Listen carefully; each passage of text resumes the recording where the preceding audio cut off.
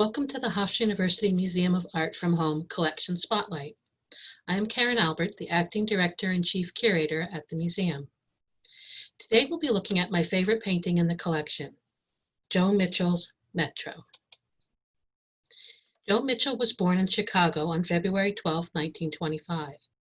After graduating from the School of the Art Institute of Chicago in 1947, she was awarded a foreign traveling fellowship which took her to France for a year in 1948-49, and it was there that her paintings moved toward abstraction.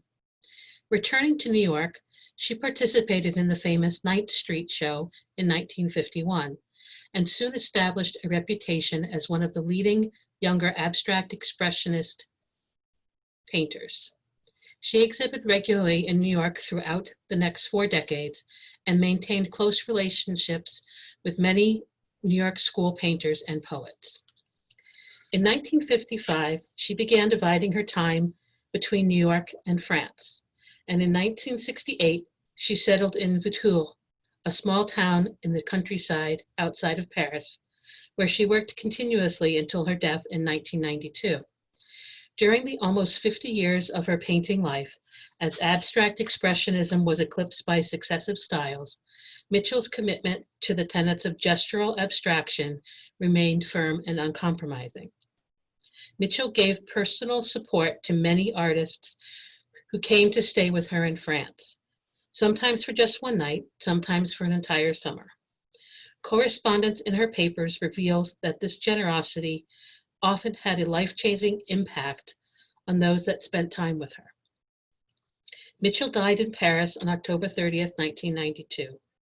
Her generosity in her own lifetime continued after her death with the formation of the Joan Mitchell Foundation, established by her will to create support and recognition for individual artists.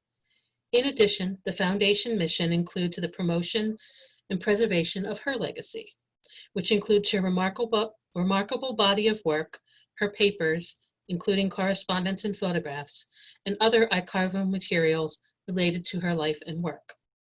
The foundation serves as an evolving example and resource for how an artist's generosity can impact future generations of artists.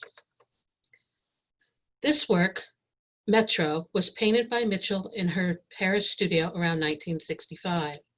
As we can see in this archival photograph, the painting, measuring 20 by 17 inches, is one in a series of small canvases.